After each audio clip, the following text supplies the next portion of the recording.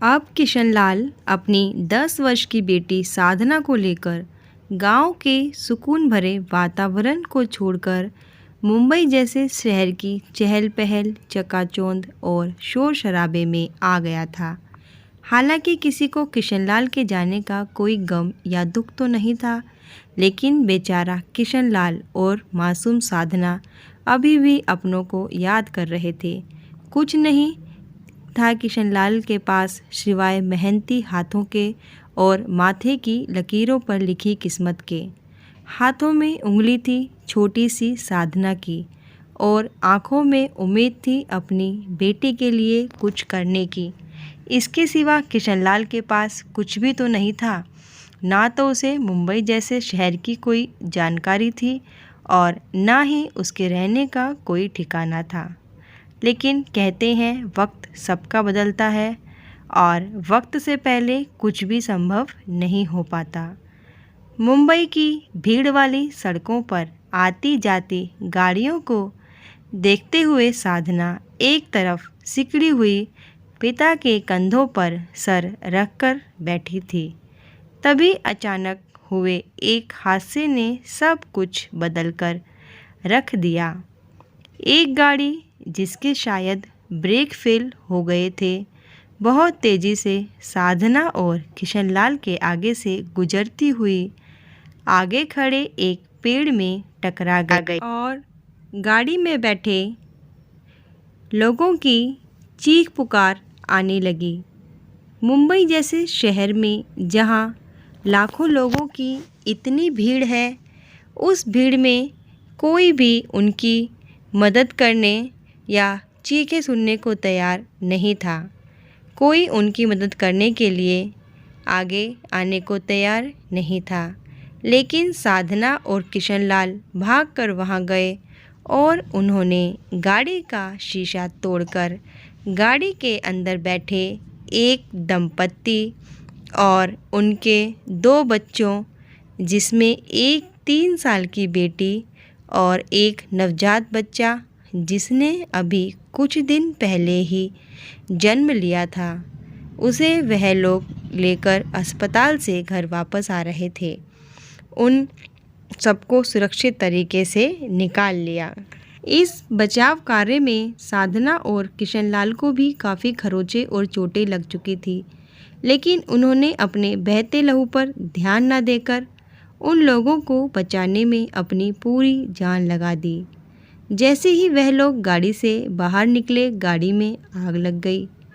उस परिवार के लिए आज किशनलाल और उनकी बेटी भगवान बनकर आए थे, लेकिन अब बारी थी उन लोगों को इन बाप बेटी के लिए भगवान बनने की। जब उन्हें किशनलाल की कहानी का पता चला तो उन्हें बहुत दुख हुआ। उन्हें वैसे भी अपने बाग बगीचे की देखभाल के लिए एक माली की आवश्यकता तो थी ही।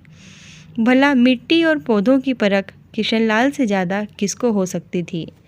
उन्होंने किशनलाल को अपने घर में माली का काम दे दिया और साधना का दाखिला एक स्कूल में करवा दिया। अब साधना भी उन दंपत्ति के बच्चों के साथ बढ़ने लगी। समय बीतता गया और 10 वर्ष की साधना देखते देखते 22 वर्ष की हो गई। साधना ने अपने कॉलेज की पढ़ाई पूरी कर ली और वह बहुत कम उम्र से ही पढ़ने के साथ साथ अपने से छोटे बच्चों को ट्यूशन पढ़ाकर आमदनी भी करने लगी। नन्ही सी साधना ने अपने जीवन में बहुत उतार चढ़ाव देखे थे, इसीलिए वह बहुत कम उम्र में ही समझदार हो गई थी। साधना ने बचपन से अपने पिता को मिट्टी और पौधों के साथ काम करते हुए देखा था। साधना भी अपने पिता की मदद उसके कामों में करती थी, इसीलिए उसे भी मिट्टी और उससे जुड़ी चीज़ों की बहुत जानकारी हो चुकी थी। उसने अपनी पढ़ाई भी इसी विषय में पूरी करी थी। पिता के आशीर्वाद और ऊपर वाले की कृपा से अब साधना की नौकरी कृषि विभाग में लग चुकी थी। साधना को रहने के लिए सरकारी विभाग मिल चुका था। वर्षों की तपस्या के बाद अब किशनलाल सुख का जीवन जीने लगा था। आज उसकी तपस्या सफल हो गई थी।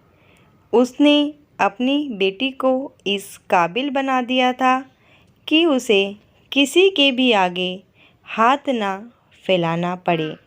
लेकिन उसके मन में हमेशा अपने बेटे के लिए भी वही प्यार था, जो प्यार उसके मन में साधना के लिए था। आखिर एक बाप जो ठहरा, वह अपनी संतान की ममता में भेदभाव कैसे कर सकता था। साधनी अपने पिता के भावों को भली भांति समझती थी। हालांकि उसे अपने भाई भाभी से बहुत शिकायतें थी, फिर भी प्यार की डोर उन शिकायतों से बढ़कर कहीं ज़्यादा थी। साधना ने अपने भाई भाभी को अपने पास मुंबई में बुला लिया। अब वहाँ उनकी स्थिति बहुत दयनीय हो चुकी थी। उनके 3 बच्चे और घर की जिम्मेदारी के चलते उनका निर्वाह भी आसानी से नहीं हो पा रहा था। उन्हें एहसास था कि अपने पिता की कही उन बातों का कि इंसान को उतना ही अन्याय करना चाहिए जितना कि वह बाद में बर्दाश्त कर सके। परंतु कहते हैं ना, अब पाछे पछताए क्या हुआ, जब चिड़िया चुग गई खेत। उन्हें उनकी करनी का फल मिल रहा था। परंतु साधना के मुंबई बुलाने पर उनके कर्मों का हिसाब भी हो चुका था और उन्हें माफ़ी भी मिल चुकी थी। पिता की माफ़ी और बहन की राखी ने रामू और उसकी पत्नी के साथ साथ उसके 3 बच्चों की ज़िंदगी भी संवार दी थी। किशनलाल का परिवार पूरा हो गया था। किशनलाल के मन में अब कोई भी दुख या मलाल नहीं था। साधना ने कुछ ही वर्षों में अपने सहकर्मी से शादी कर ली और आज साधना अपने 2 बच्चों के साथ खुशी का जीवन व्यतीत कर रही है।